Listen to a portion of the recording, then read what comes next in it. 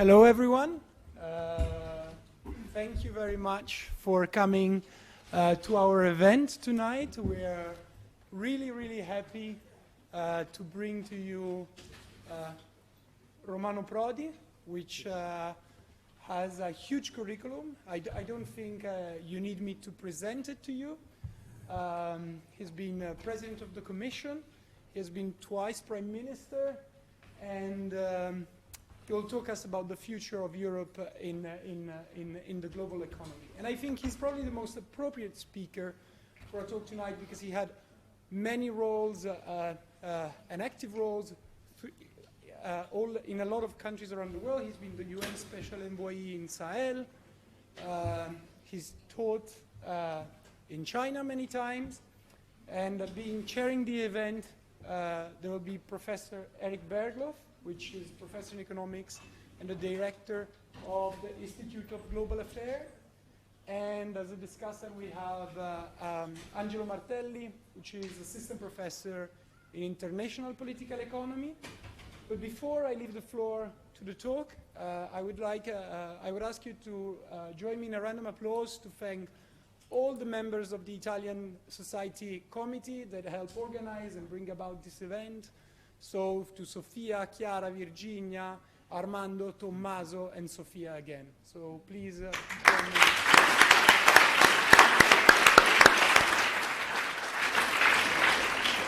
I leave the floor to people more interesting, that have things more interesting to say than me, and I leave the floor to Eric. Thank you very much, and again, most welcome here. We have a few more seats here, so if I know that there was a long line outside. So, no, we are not in a church. You can sit down in the first line also. So of course, we are absolutely delighted to have Romano Prodi here, and as I said, we won't waste time on his many achievements, but I think at this particular time in this country, it's also very significant to have. I was going to say Professor Prodi, which is of course what we. He's also been called in Italian Il Professore, and we are absolutely delighted that he is also, which we should not forget, an alumnus of LSE, which it was a few years ago, but still we are very much delighted to have you here.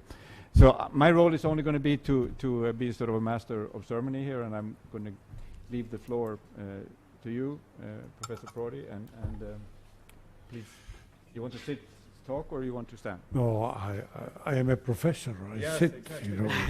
So very good.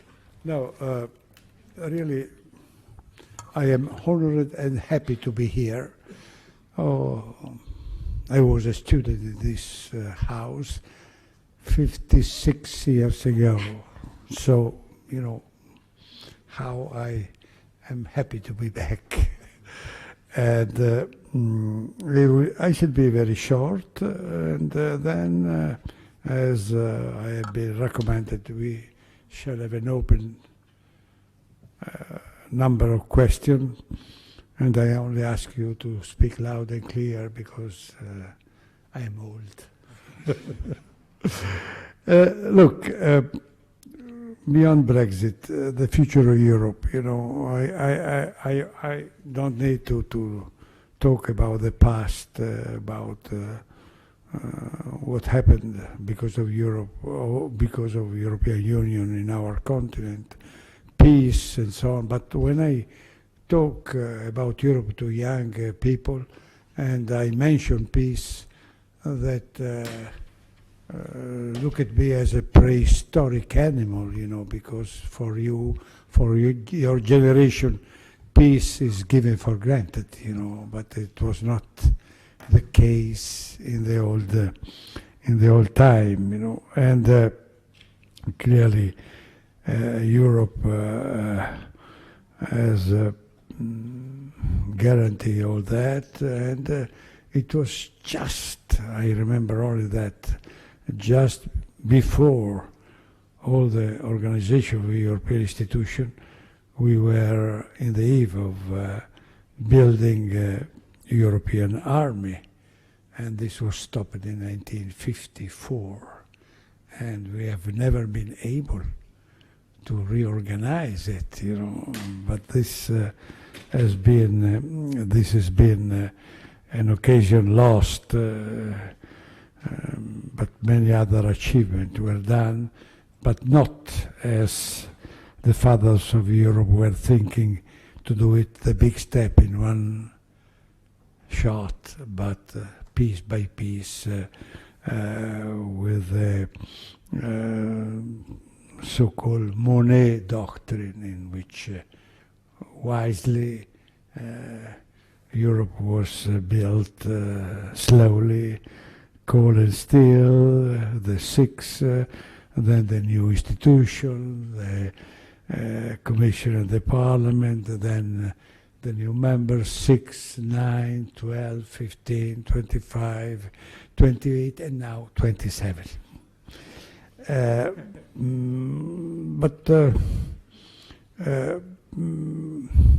clearly we went back to try to have strong achievement, and I have been lucky to have the responsibility of the Commission in the moment in which we try to let's say, achieve what was not achieved before. Let's say the euro and the expansion to the European Union, to the former Soviet Union members. So this was really a moment in which we got the impression that the great achievement could be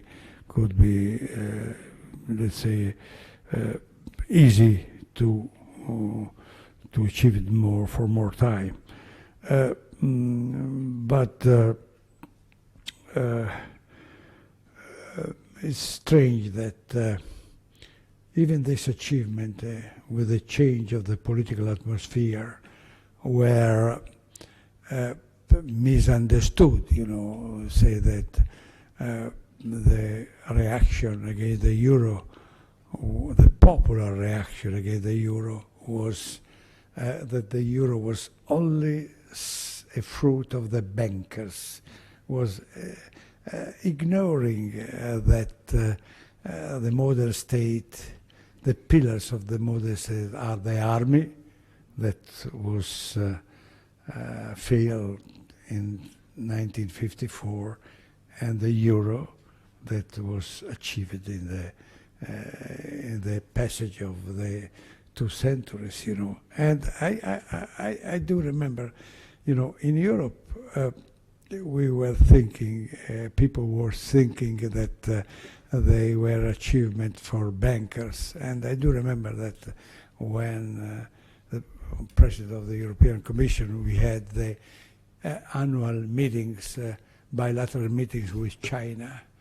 And in these meetings, generally you have dossier big as that. You know, the Chinese president was not interested to anything of that. He was asking only about the euro. Only about the euro. They were asking, you know, really you will have one currency only? Really the French franc and Deutsche Bank will disappear? No question about the lira.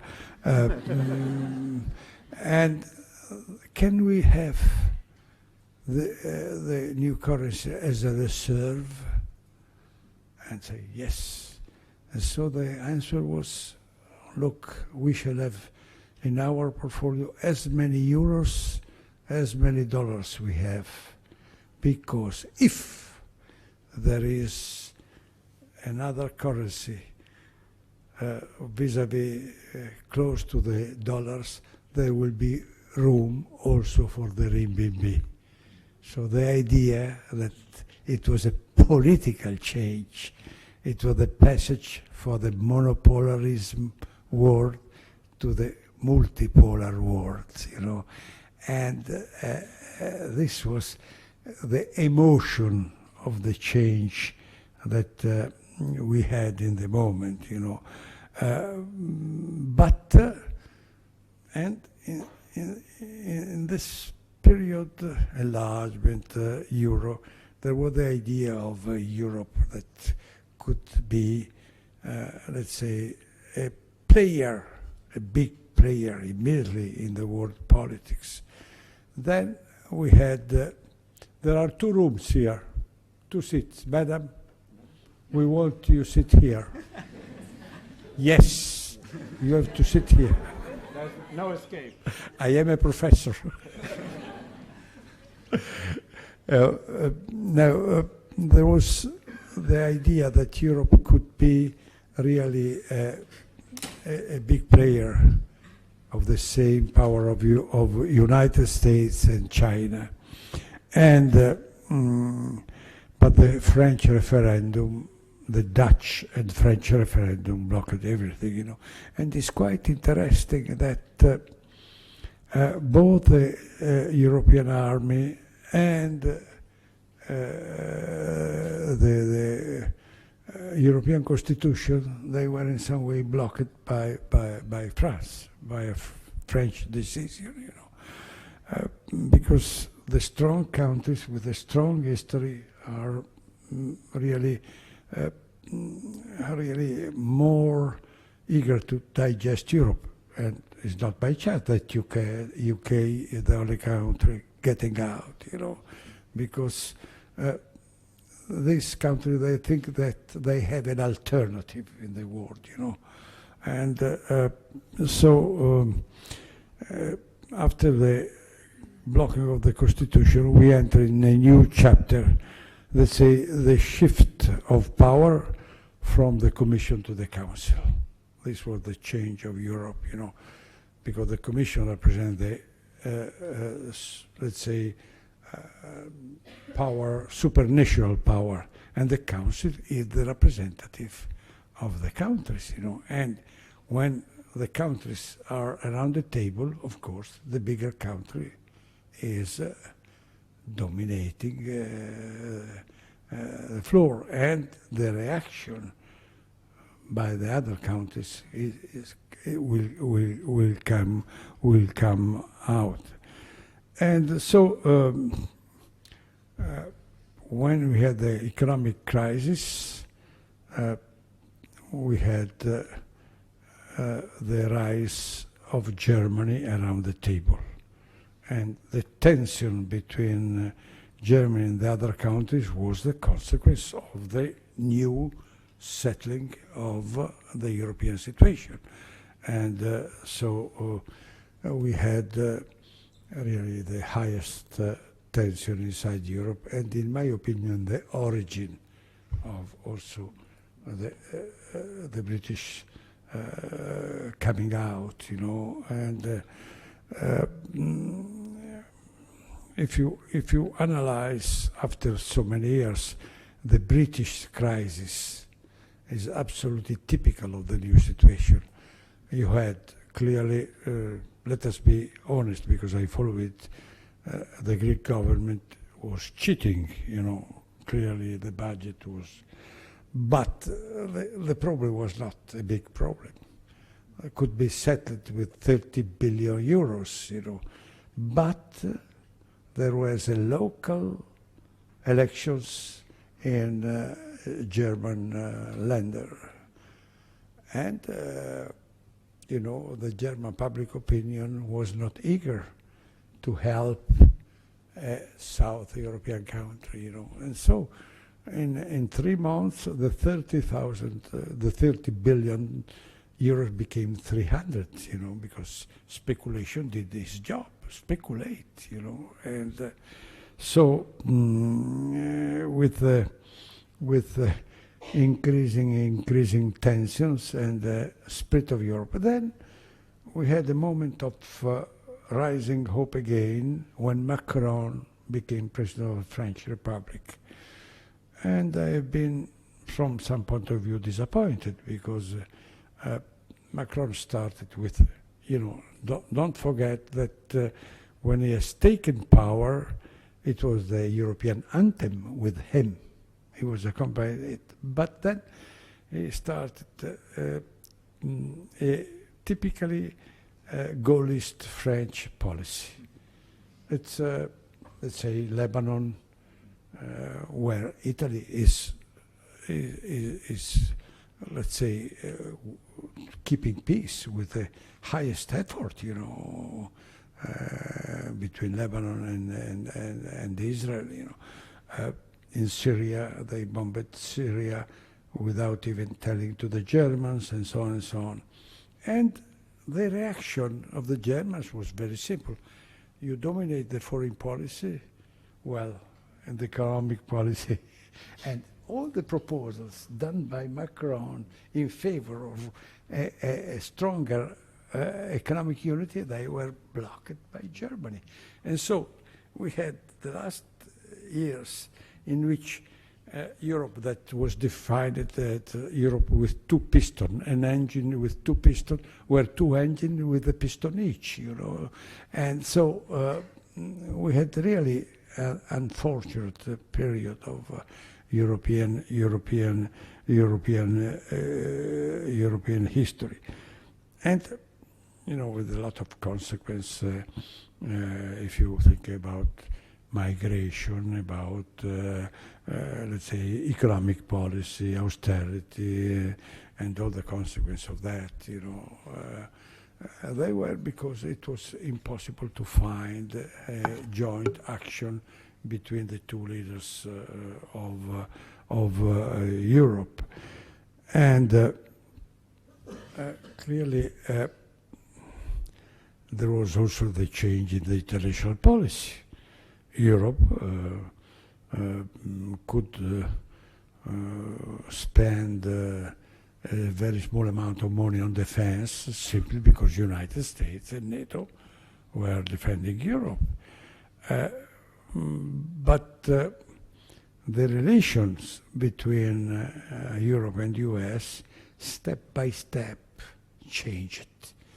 My experience, you know, the Bush family, you could like or not, but they were European in the personal feeling, reaction, and so on. Clinton became European, you know, studying in Oxford, and then with the intellectual effort. For Obama, Europe was a point in the world, you know, Singapore and Amsterdam were the same. But for the first time, with Trump, Europe is a competitor and an enemy. And I do think that this was very important for the result of the last European elections. The defeat of the nationalistic parties, this was because, you know, people felt that in some way Europe was protecting them, you know. This is, of course, nobody can test it, but this is the feeling that you can mix it with the Chinese rice. There is the feeling that you can be safe only if you are in a bigger role, you know. And of course, everybody, either you are protected by definition, but one of the leaders of the world, or you are obliged to think on the different, let's say, forces and dimensions that you have. You know, I always repeat that people understand that there are 23 Chinese for every Italian, you know, and 22 British. Only 17 Chinese for one German, you know. And so this is clear message that if you are not protected, you have to protect yourself. And this is, of course, felt by common people, you know. And we are now in a very, very international political environment, you know. I always repeat this. I am Italian. In the Renaissance, the Italian states, they were dominating in all the fields. It's not chauvinistic, you know, but art, finance, everything, you know. Then we had the first globalization, that was the discovery of America. We didn't put the Italian state together, and no one was anymore able to build the new ships that were necessary for the new world, you know. If you go to Venice, to the old arsenal, that is one of fantastic industrial archaeology, you see that you can build a ship that can stay in this room, you know. While in the same Spain, France, and England, they were building, you know. And now we are in the second globalization. And no European country is able to build the new ships. Which are the new ships? Amazon, Google, Apple, Alibaba, eBay, Alipay, and so on. They are all Chinese and Americans. And without them, we are lost. You know, this is the necessity of Europe now is coming, not anymore the spirit of the peace of the world, but the necessity of the world in which we live, you know. And the dimension of the new ships is so huge that we have no comparison in history in terms of power, and you have neither in the United States nor in China, you have no internal movement for checking the monopoly power. And when I was young, scholar of antitrust, you know, before Christ, it was we were analyzing how to check, you know, to study General Motors or General Electric, you know, and these people, they were hated by common people because they raised price and so on and so on. Now, there is an American MP told me that nobody will go against these giants simply because they are loved. You know, every child has his telephone in his hand and is free, almost free. You know, you have a total change of the political public opinion, you know, and there is no European playing this role. On the 20 big companies in the field of communication, of the new fields, you know, there is only one European company that is 19th. So you have this situation, you know, and politically we are still in bad situation because Europe is isolated. The American policy has had the consequence to put China and Russia together. That is, in my opinion, the biggest political mistake that you can do it, you know, and also for Russia, because Russia is a fantastic country, the biggest in terms of surface, the biggest country in the world, and so on and so on.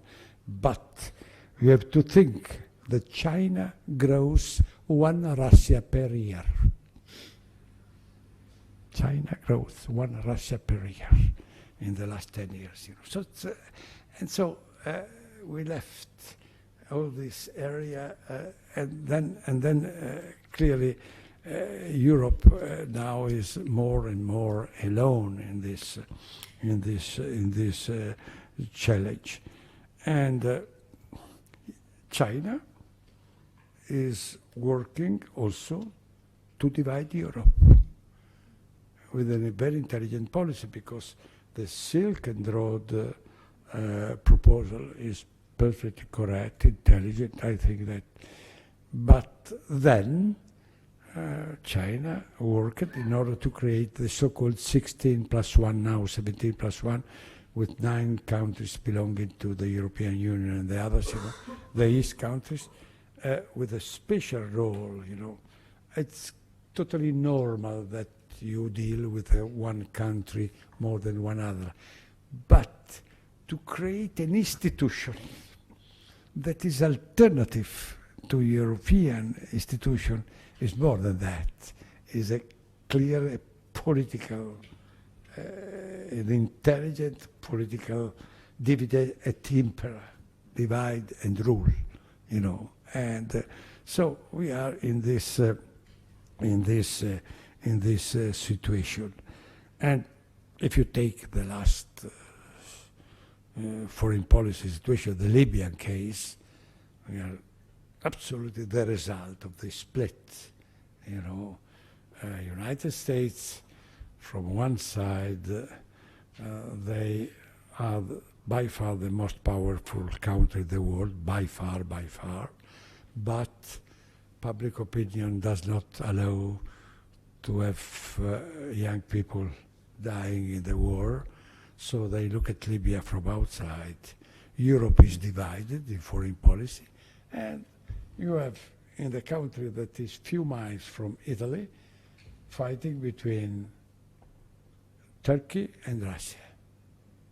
And this is absolutely the consequence of a lack of European foreign policy, you know. And because it's clear that this is, in spite of that, Europe is still #1 in industrial production in the world. For short time, for sure, because China is overcome. But now we are the biggest exporter in the world. In spite of that, few miles from them, we are absolutely out of the game. And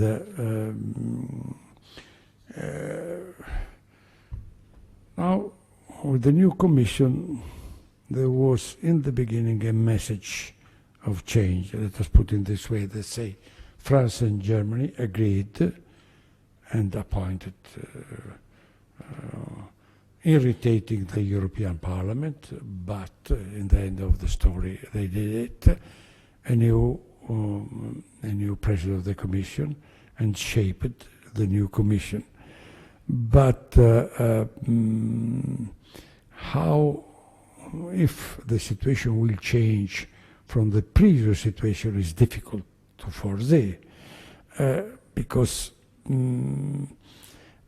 now, after Brexit, there is, Brexit is, for me, is a damage and so on, we shall deal about it, but there is a major change, and a major shift in the military power in Europe, you know.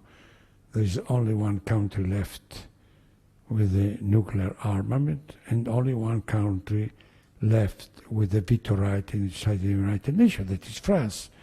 And of course, it was in my mind, and I also wrote about that, you know, it was so clear that to make a jump in Europe, it was sufficient that Macron put these two in an European context.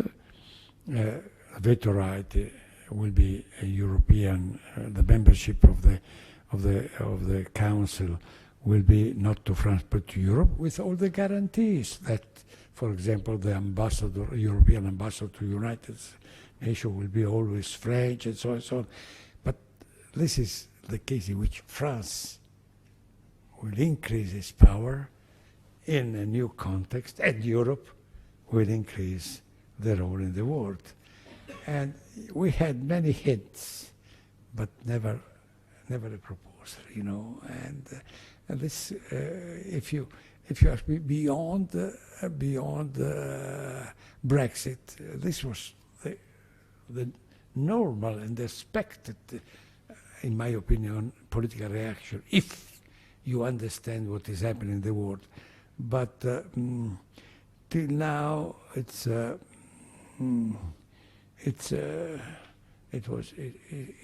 was impossible, you know,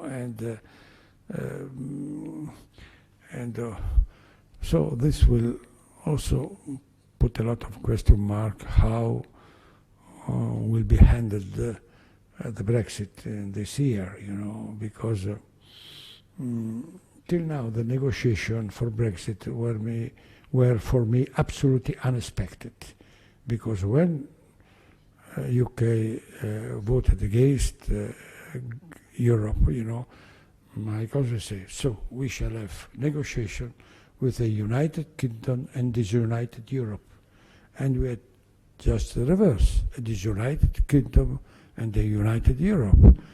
But in the future will not be the same, because while on trade, I do think that there will be an agreement, because it's mutual interest to have an agreement. Will depend a lot about the American policy, but the effort will be to agree. In all other fields, there will be a lot of competition for the British heritage. And let us put one case, the City of London, you know. I do think that Paris will do everything in order to have new regulation, in order to attract to Paris that. And so this will open conflict that till now has been only peripheral, but they will be the center of the month that we have in front of us. And so it will be really a very interesting fighting, you know, because it's talking one minute only about Brexit. I was telling you before that I have been surprised of the motivation of Brexit, because when I was appointed President of the European Commission, my idea was, look, I go in an institution dominated by German and French bureaucracy. And the first most powerful bureaucracy was the British one.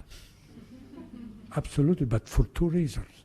First of all, first-class people, first of all. Second, when I was dealing with my collaborators, French or German or Italians, I immediately knew whether they were socialist or Christian democratic, you know. For the British, even now, I don't know. They belong there. And the British ambassador was... They may not know themselves. They may not know themselves. No, maybe, but you know that this is a total change, you know, because... So when I was reading, you know, we don't want to be dominated by the Brussels bureaucracy. What? Brussels, but you are the Brussels bureaucracy. And this is for me, because politics is much more, living politics is much more complicated than reading, you know. And so I think that the tabloids were the reason of Brexit, you know, because every day the Commission was insulted, you know. They wrote so many times that I was absolutely analphabet. Maybe stupid, but analphabet not. And but this has changed all the situation. And clearly, in the end, my time is over.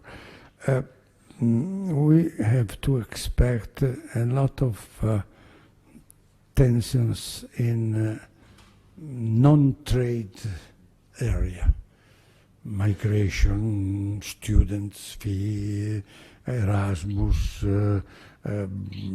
anything, you know, it's, health regulations, and so it will not be so easy to agree on trade, because trade is always linked with technical aspects. And so to split this will not be easy.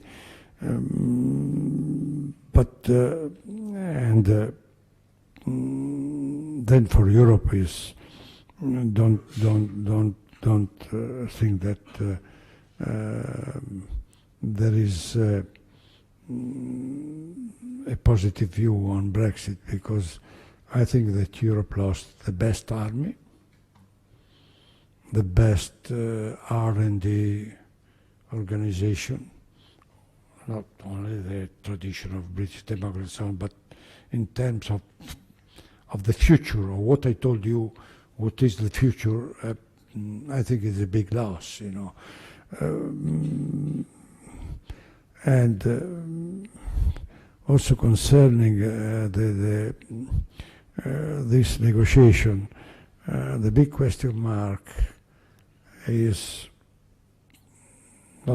not only, is also how get the agreement in these delicate fields, but will be how the US will behave, because it depends upon, and I think that there is an illusion on the British side, because when you say American first, is also first, and any other country can be second, and even Britain will be second, you know. And so it's not to think that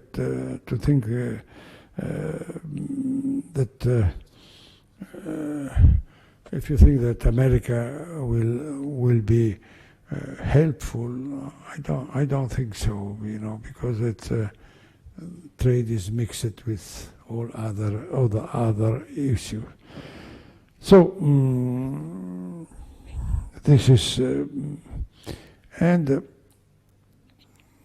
the first decision of the new Commission has been, in my opinion, interesting, because avoided the slippery case of the taxation, and they were the green economy.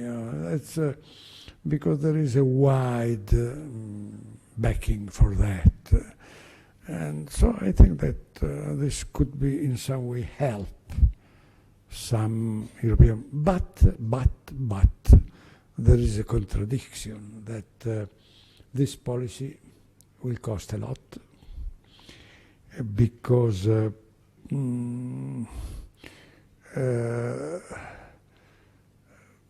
Europe, the pollution produced by Europe is only around 6% of the world pollution, and if you want to have a green Europe, you have to spend a lot. And now there is this contradiction that is not yet come out, that there are at least 4 countries, but will be more, that they don't want to have a budget more than 1% of European GDP. Now you have Austria, you have not anymore UK, but you still have other countries, and this is a contradiction with the green policy, you know, because it's will increase the cost of production heavily, and you have already Poland. The Polish message is okay, I like it, but my electrical grids, they were going 100% coal fired, now is 76, and I stop it. If you don't give me enough money, I stop it, you know, because I cannot put, and this is followed by many other countries. And so we shall, in the next months, we shall have a lot of tension inside Europe, you know, on this problem. And Europe will remain weak vis-à-vis the big ships I listed before, because you need a European policy. You need a European policy to do that. You know, the only reaction to this superpower, you know, was done by European institutions, the European Parliament for the property rights, and the European Commission for the taxation of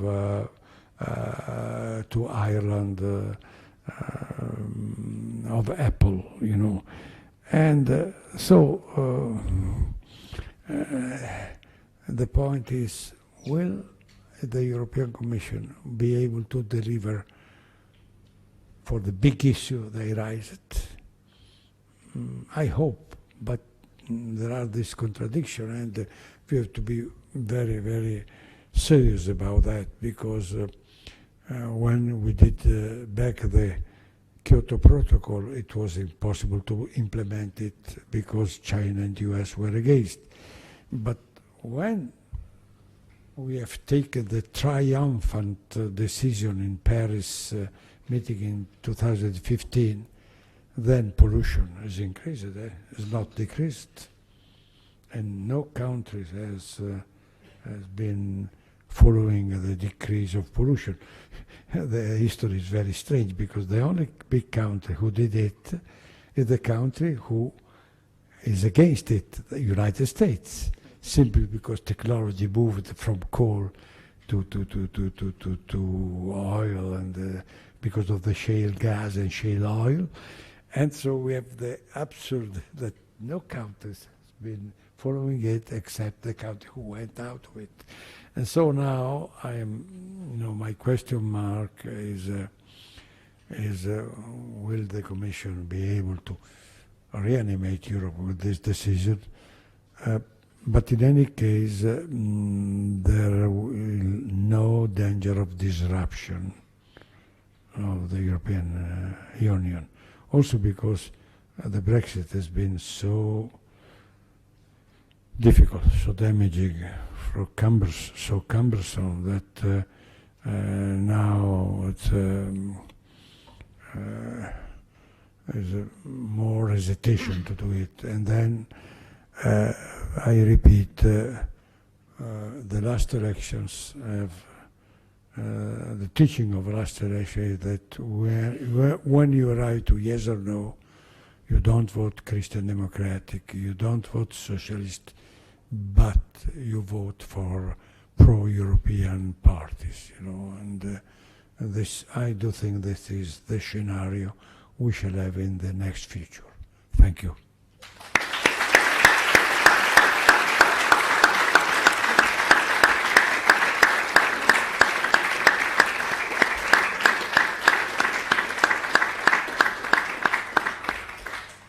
Thank you very much for that overview of so many issues and so many important decisions that you have been part of. Angelo Martelli, who's an assistant professor in the European Institute here, will give us a few small comments, and then we'll open it up. Since the shoes are way too big to be filled by me, because of the breadth of experience.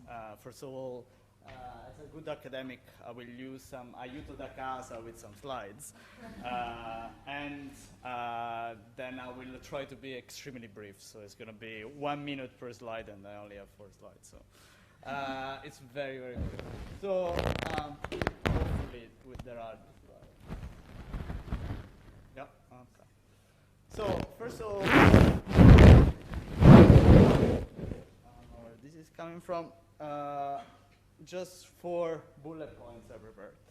First one is, what if we got populism wrong?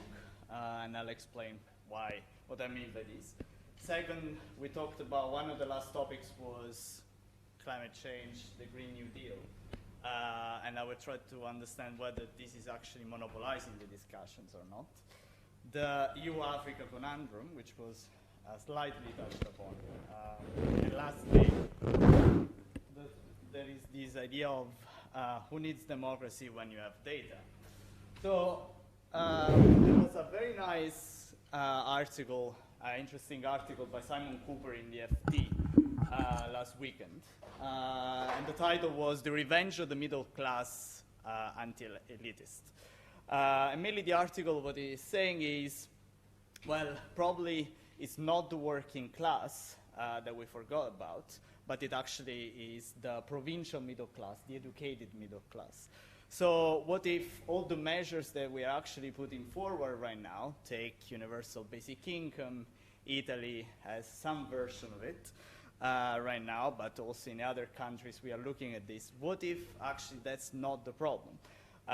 What if this obsession with the working class and the working class hero is the wrong one? And there was another article at the same time in the Economist actually making a very similar point about what's happening nowadays with the Labour Party, in which basically all the candidates are competing to basically portray themselves as working class heroes. Almost none of them is.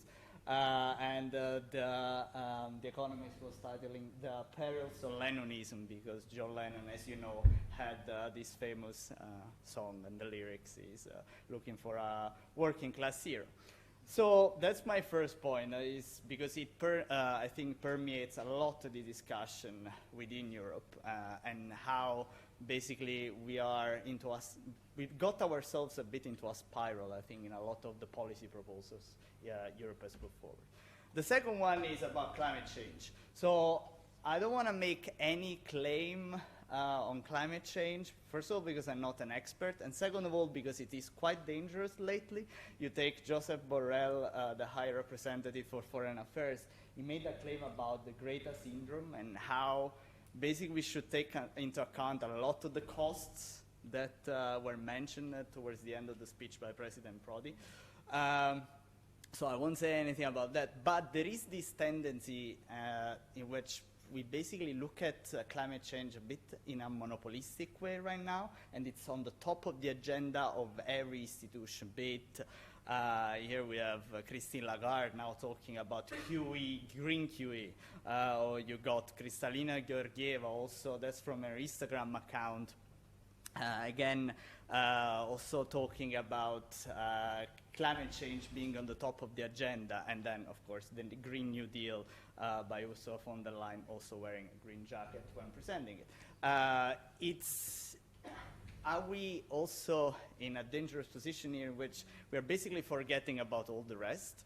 Probably because of the reasons that President Prodi was talking about, of this clash between, France on foreign affairs, Germany instead on economic policy, and therefore it's better not to talk about anything else. And so Europe is in this place in between in which it's very difficult to understand whether we are going to move forward on big issues such as banking union, or actually nothing will be made. And which the point that connects me to the next slide, which is what's Europe doing in Africa. It's a bit difficult to tell. On the left-hand side, you have the map of all the migrant routes from Africa to Europe, but that's not really the point. The point is there are no shared interests in the African continent, and it's very difficult to have one common line for a European Union. Take Libya, I won't go in detail, but as you all know, the interests of France are very divergent from the ones of Italy. And we have here a list of summits in order to involve African leaders and to take a common position, and they all go in very diverging directions. And lastly, it has to do a lot with what's going to happen actually tomorrow, because the EU, with Margaret Vestager, tomorrow is launching this, it's called the Grand Plan for Tech Artificial Intelligence. And in a way, Europe has always been in this position in which it doesn't want to be completely laissez-faire, but then we want to look at market operators. That's how, we don't care right now if the US is going to basically chip into Ericsson and Nokia, as long as it does it in a very, in a market operator way. But then it raises a lot of questions, as you can imagine, in terms of what's our strategic positioning on this issue. And if I manage, I would like to show you just 30 seconds of these, if it's going to work. If not, it's not a huge issue. Of basically the, that there was the Munich Security Conference last weekend, where Britain was dearly missed and there was this representative from the National People's Congress of China in, I don't know if it's going to work, but basically what she was asking was in a panel in which there was Nancy Pelosi. Now I'm going to say something that may not. In which there was Nancy Pelosi, Schäuble, and this representative for the from the nation's People's Congress of China actually asked a question, which was quite interesting. People's Congress of China, and I have a very good memory of your successful visit, the construction dialogue we had about the relationship a few years ago. My question is about Huawei. I think my knowledge of how the world works is that technology is a tool. And China, since its reform started 40 years ago, have introduced all kinds of Western technologies. Microsoft, IBM, Amazon, they are all active in China. And since we started with first G, second G, third G, fourth G, all the technologies came from Western countries, from the developed world. And China has maintained its political system. The system led by the Communist Party has become successful. It's not threatened by the technologies. How come if Huawei's technology with 5G is introduced into Western countries, then it will threaten the political system? Do you really think the democratic system is so fragile that it could be threatened by this single high-tech company of Huawei? Let me just say. So, I think it was quite interesting to show. So probably I brought more questions, and it was just to kick off the discussion this evening. But I hope they were interesting points, and I leave it back to Eric. Thank you very much, Angelo.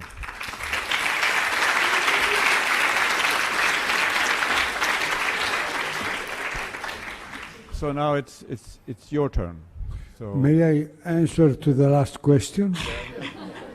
No, because this is the question of the lady. It's so important, but because the world changed since there was the G1, G2, the 3, 4. I tell you my experience. Anytime we had meeting with the Chinese president, as President of the European Commission or Italian Prime Minister, the conversation was starting with the Chinese word, look, you have to understand, we are a developing country, and so as it was like a message, we look at you, and you have to.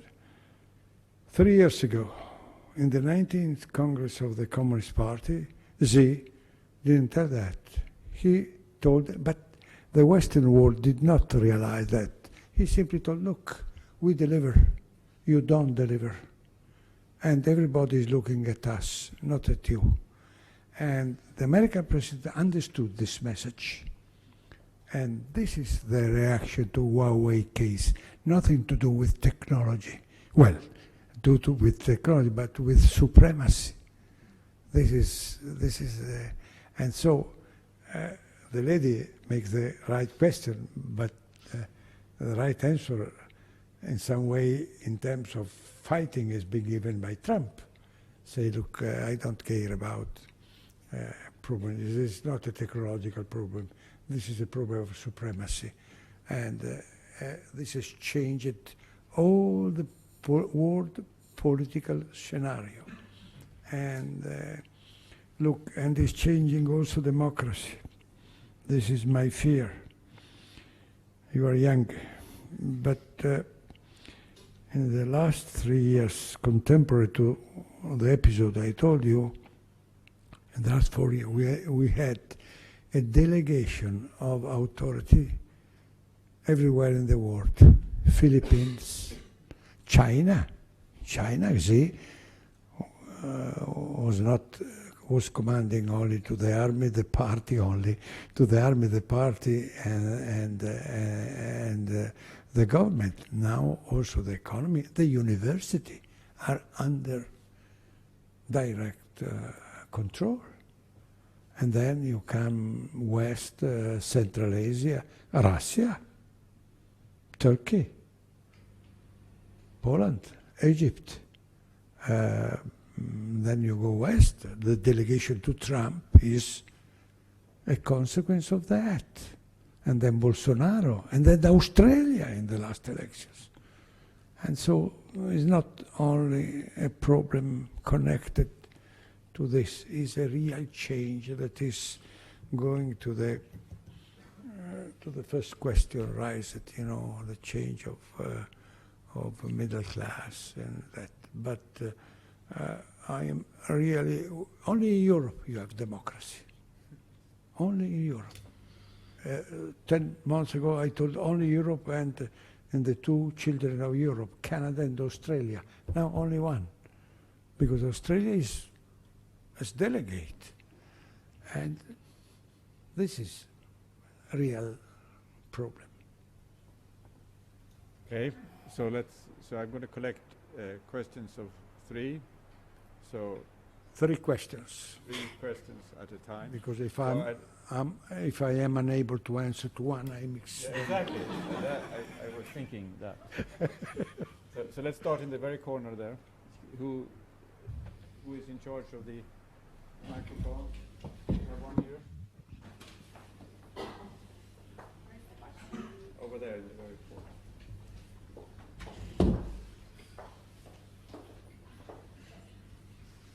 Thank you. Thank you for your presentation. Can you please introduce yourself? Just. I come from China. I'm a last year student in PPE. So my question is, I mean, in my opinion, Brexit is about the failure of Britain to be... Failure of Britain. Yeah, British to be unable to find a post-imperial rule and identity. But unlike Britain, I mean, Italy has decided to join the One Belt, One Road initiative last year and try to build a stronger economic tie with China. So my question is that, to what extent do you think this huge infrastructure plan will put, I mean, progressive impacts on the economy of Italy? And do you think will there be more and more major European countries actually sign this contract in the future? Thank you.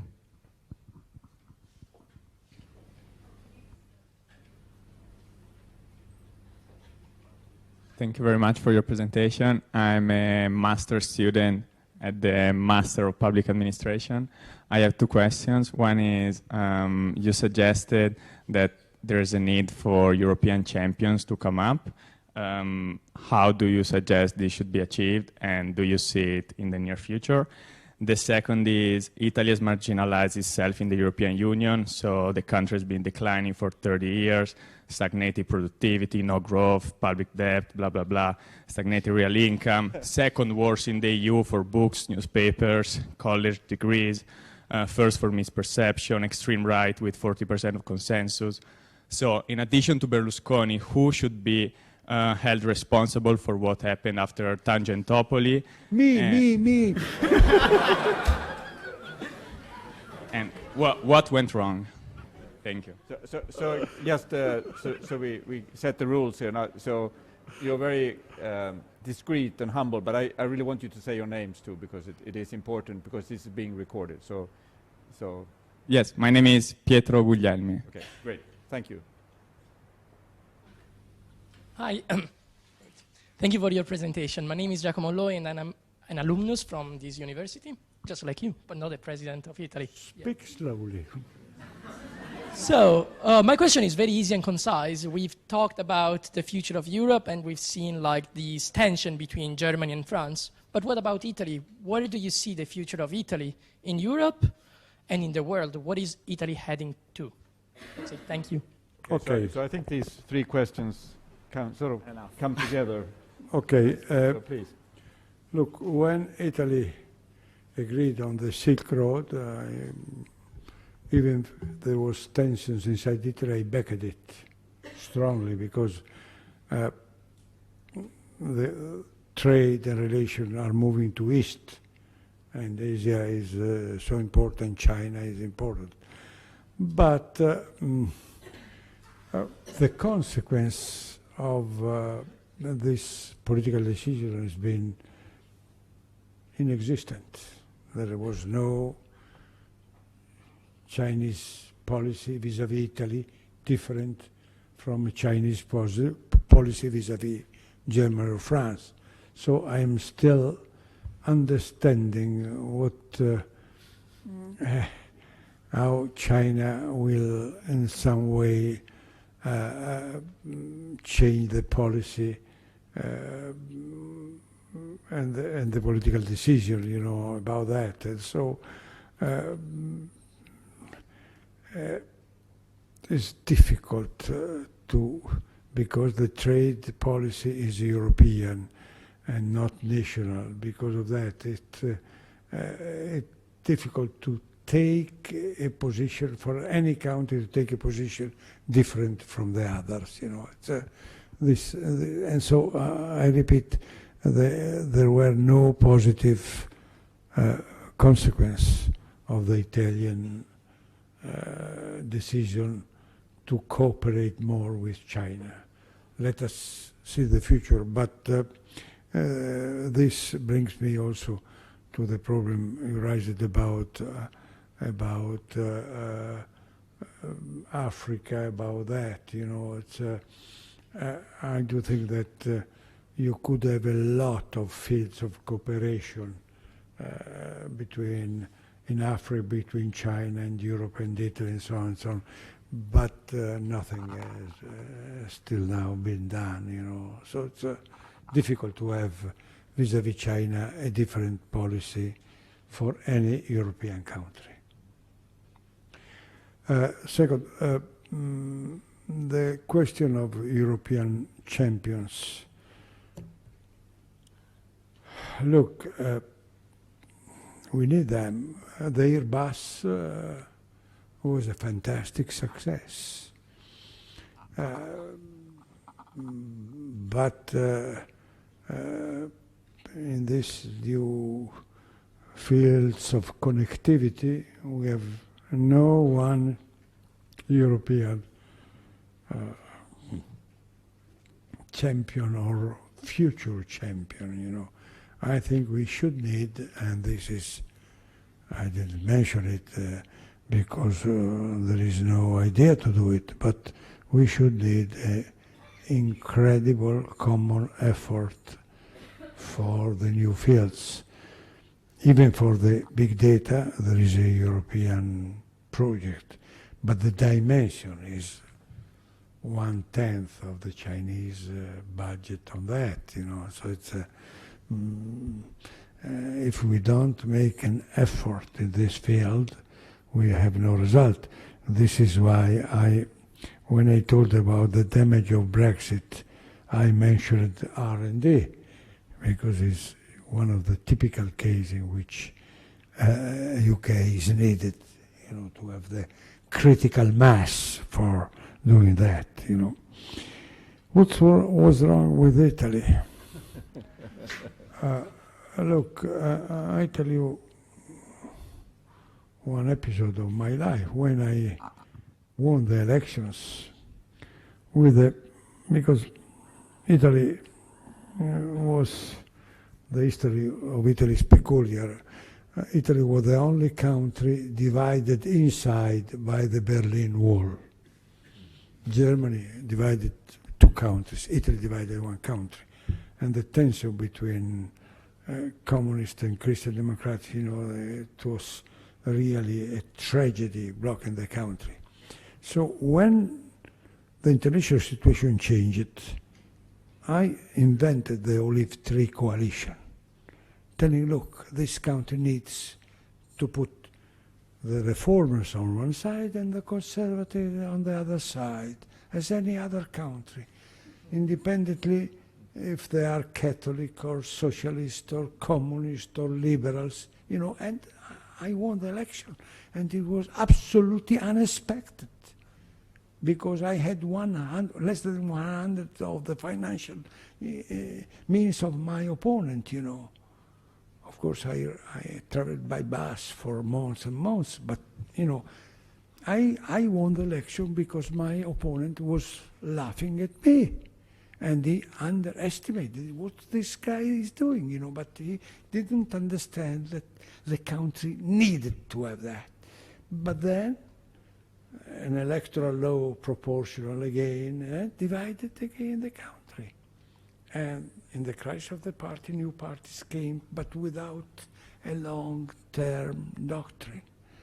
And so, the reason of the Italian crisis is that we have such a short-term government that you cannot do the reforms that were, and then I started to do, you know, and I tell you one episode that is explaining better than anything else. When I won the election, the first trip was to Germany. The German capital was Bonn in that time. I met the Chancellor Kohl, you know, and instead of half an hour, we did a couple of hours. It was a fantastic chemistry, even if he was center right and I was center left, you know. But there were cultural similarities, you know. And then he accompanied me to the helicopter in the garden of the Chancery and said, Romano, it was so nice. Instead of half an hour, we have been 2 hours, very pleasant. Who will come next time? Now, look, imagine a prime minister with winning the election, with the idea of shaping the country, that say, who will come next time? And this is still now. This is the real explanation, then you can explain it. And the structure of the country has been adapted to that.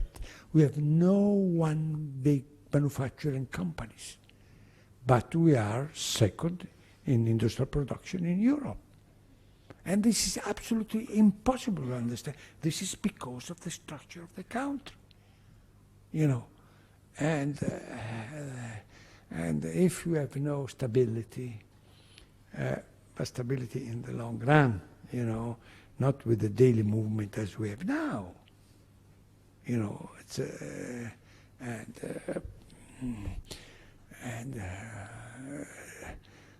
if you have not the electoral system helping a strong government, you will never change. France with the Italian system would be a completely lost country, much worse than Italy. You know, but they have a system in which you have, and this is my experience, and I think that it's real. You know, it's who comes next time. You know, and so we go also to the today politics. When in a coalition, you have some member of the coalition who has different priorities from the government, you are in danger every day, you know, and if you think that the non-confidence vote against my first government, the second government was not so strong, but the first one was really a great government, I lost 313 versus 312. Can you believe that? Because a group changed in the coalition, you know, and the electoral law did not permit to have enough votes to stand that. Italy and Europe, yeah, I listed France and Germany also because I am not chauvinist, but Italy has always been much more important in mediation, in shaping the majority. And when I went to Brussels, I thought that the role of Italy, not only because of the tradition, but also because of the dimension, was always indispensable to create a common will. But when you have a breakup in which you have a party who is anti-European, this confidence fades away, you know.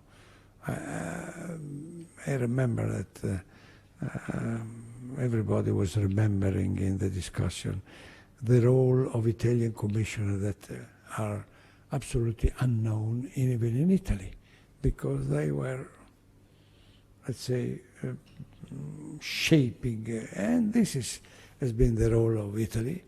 I never thought to be, let's say, an emperor, you know, because you need an empire to be an emperor, you know, but to be important and determinant in the European life, yes. Okay, I'm going to go over here. So the woman over there, and then two guys. Good evening, I'm Maria. I'm studying also at the European Institute, and I wanted to ask you, for many years in Italy, people were very favorable towards the European Union, especially in the Eurobarometer. I think it was always one of the countries where Europe was most popular, and recently it strongly decreased. And what do you think could be done in Europe to re-establish this trust in Italy towards the EU again? Thank you.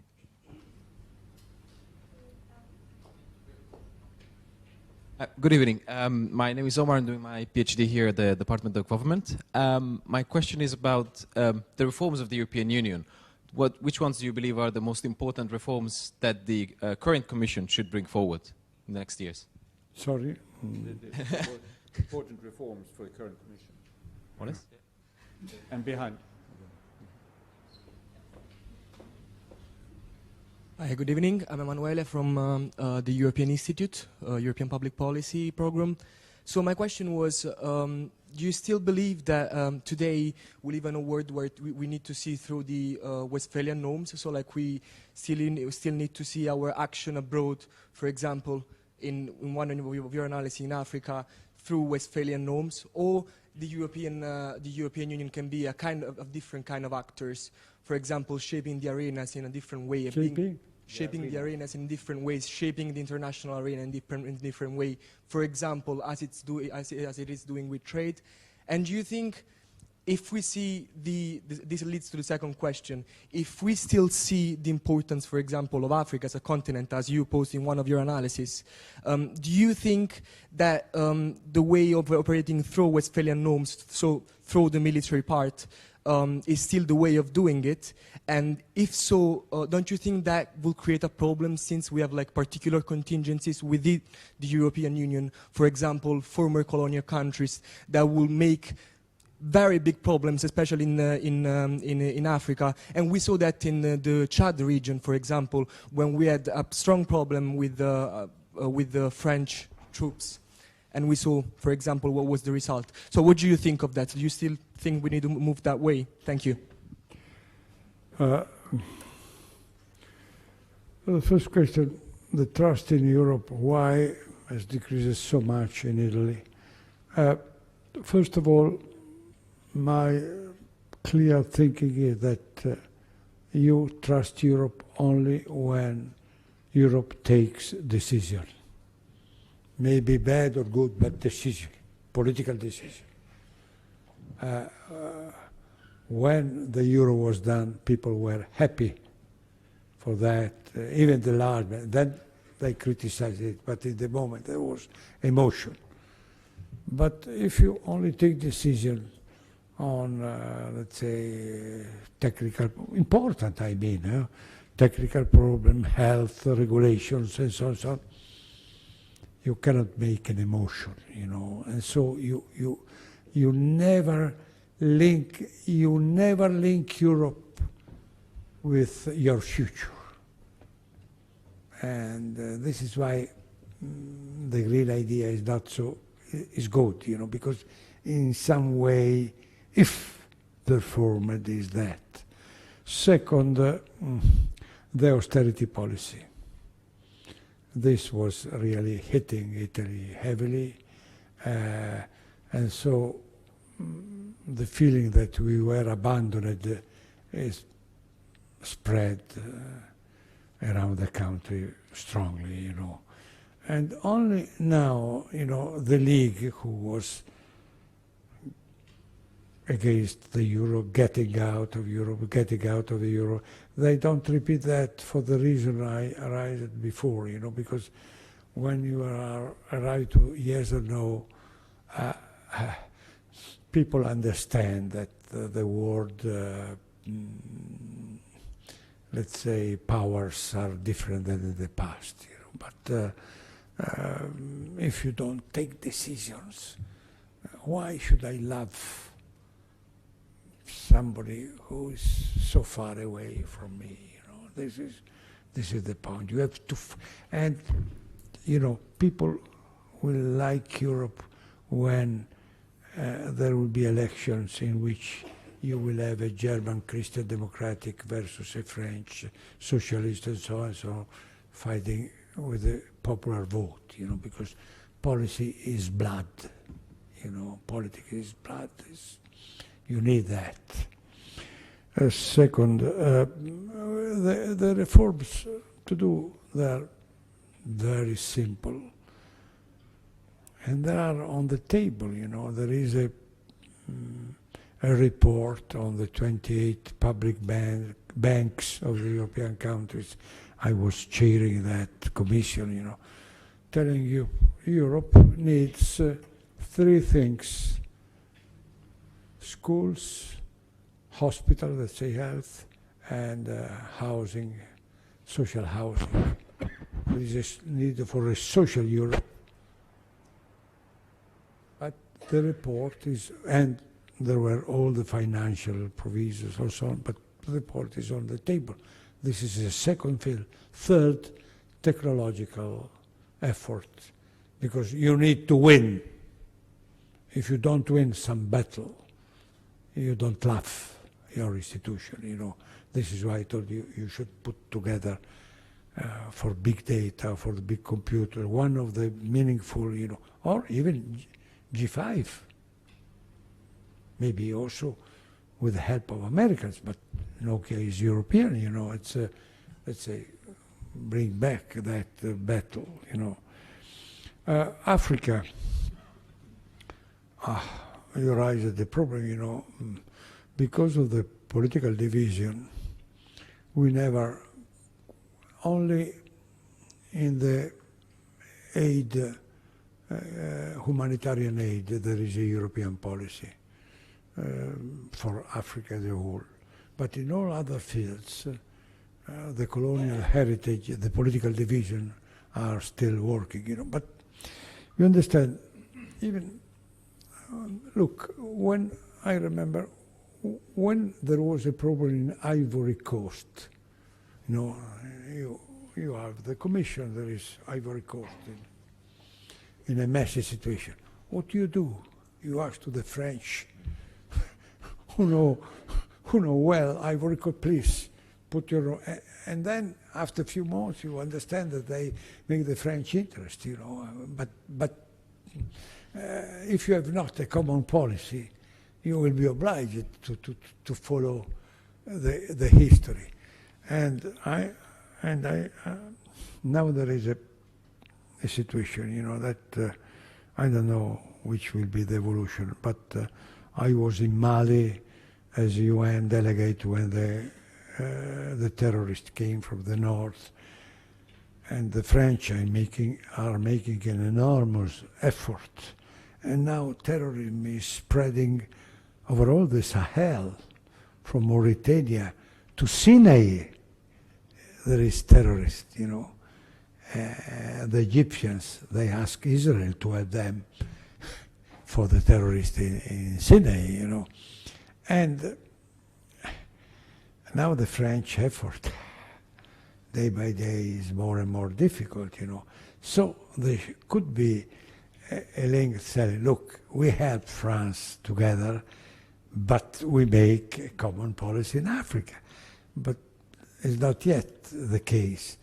And second, we have problem for the colonial heritage, but China starts to have a lot of problem in Africa.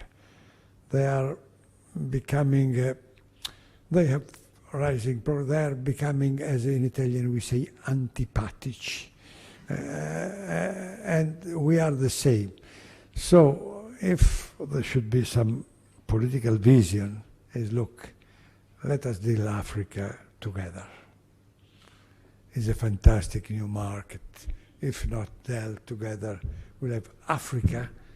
China needs Africa. Europe needs Africa.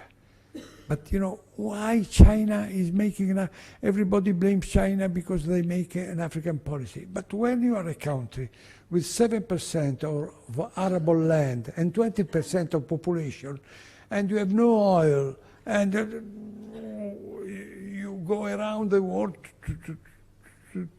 to have it. And where is it? In Africa and Latin America. And so, and the Americans are not interested to that. They have a food surplus. They have energy, you know, sufficient. And so we are interested to settlement in Africa, you know, but how can you do that in the political situation we have today? But this could be rational for us, you know, to work together. So would you agree that we need to change the instruments of foreign policy we're using? Sorry. No. Okay, sorry. So by saying that, would you agree that like we need to change the instrument of foreign policy we have been using till now? So like using a different kind of presence within the continent? Because like my fear is that until now, like we based our action on the military arena and without understanding the potential of other instruments, as China has done. And now that China has done, we are understanding that we could have acted differently, but we didn't. So like it is important to change the instrument.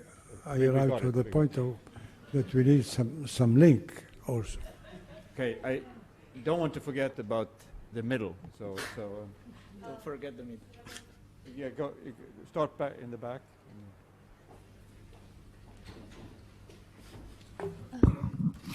Thank you for your presentation. My name is Sagal. I'm an undergrad law student at LSE. I don't listen one word of what you are telling me. Speak up. You can put the microphone closer. Thank you for your presentation. I am a law student at LSE, second year. My question is, as you were one of the first politicians to make a centre-left alliance in the late 90s that led to your presidency, how do you feel now about the collapse of centre-left groups like PD and Italia Viva, and with the rise of, or Viva Italia, sorry, and the rise of far-right groups like the League and Brothers of Italy? Because you were the first one to put together a center-left coalition in Italy so in the middle, 90s. How do you see nowadays the collapse of the left in Italy? Good. A funeral. Good evening. I'm Giulio. I'm studying politics of China at SOAS, and my question is, do you think we will come to a day when Europe will need to decide whether to stand with the United States or to take side with China? And what should Europe do? Should we have a policy of engagement or should we have a policy of containment? Thank you. Clear. And then one in the middle here again.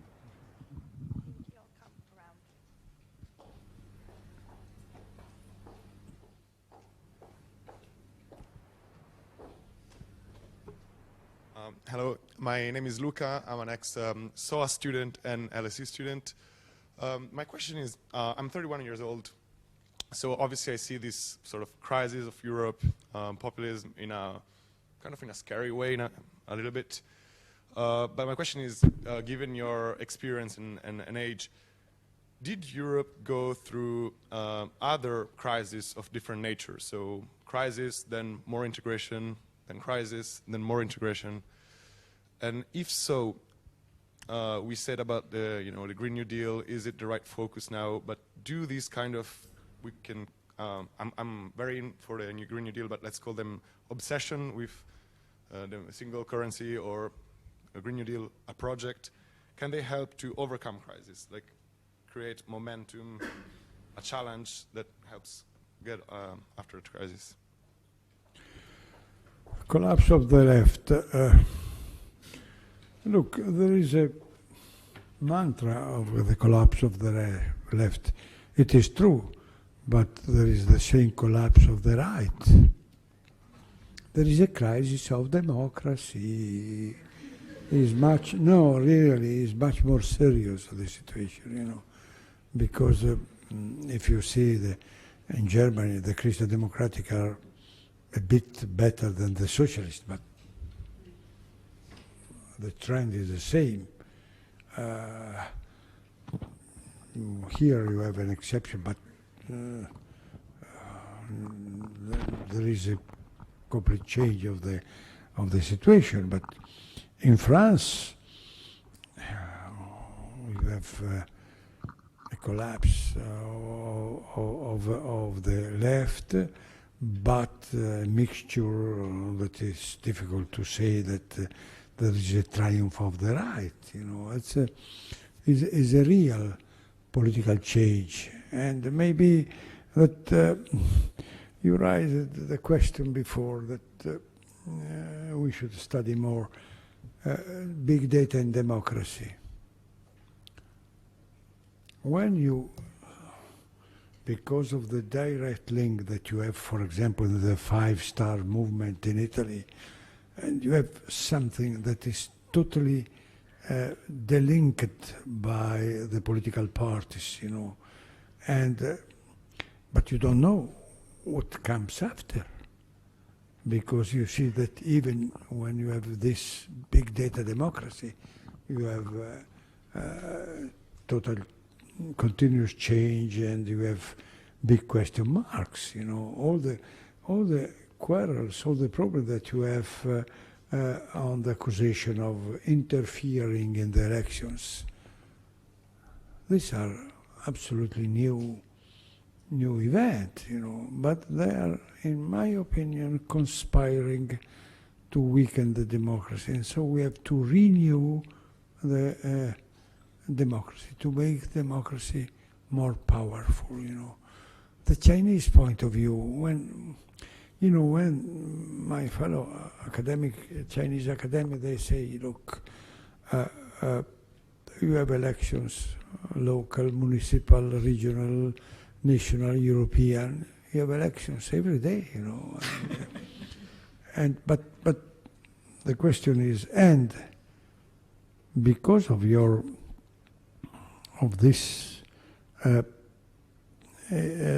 politicians are obliged to think only to the next election and not to the future. And your problems, like ours, are 10 years long, you know. If you change the school or the science, or, you know, you need 5-10 years. So you are lost. This is the great challenge that we have in front of us, you know. What I told you, you don't deliver and we deliver. And this is not only left or right, it's much more than that. Is how can we refound our democracy? Because otherwise we are lost.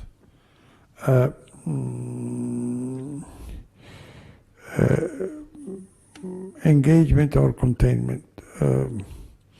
Europe, what I think is that because of our history, our tradition, I don't think we shall never be, and we have not to be, a great military power, but to be powerful enough to have the possibility of mediating and, you know, let's say, making the multipolar world really working. To transform the bipolar world, you know, this is why the euro and the renminbi and the dollars, they guarantee more peace and the equality in the world. This is what I think Europe can do, no more than that. But this is a revolution in today's world.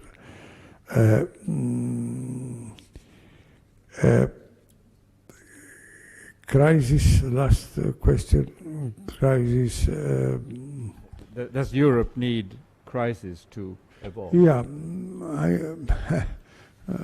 I was thinking why the push for Europe was after the Second World War. Why there were, after dictatorship or after the tragedy, so strong spirit to stay together, you know. And so I do agree that when you are in danger, you find the push to progress. And I was betting that the economic crisis would have had the same effect. Was not enough. No, I am not joking. Because it was accompanied by different diverging interests. And this is why I think now that this bipolar world and the feeling to be alone in this bipolar world will push Europe to stick together. So you are right. I don't say that we need a crisis, but a situation of extreme need helps. And I think that now we are in this extreme need, you know, but it's not yet perceived by the majority of people. Thank you very much. I think we have reached the end of a most fascinating evening, and thank you so much for sharing your experience and your many insights. I think you left it on a slightly optimistic note, I think, in the sense that because what's happening in the world between China and the US, Europe has a new momentum. Let's hope that this is what works out. You also said that Europe will miss the UK, and at least you thought that the UK played a very important role inside the EU.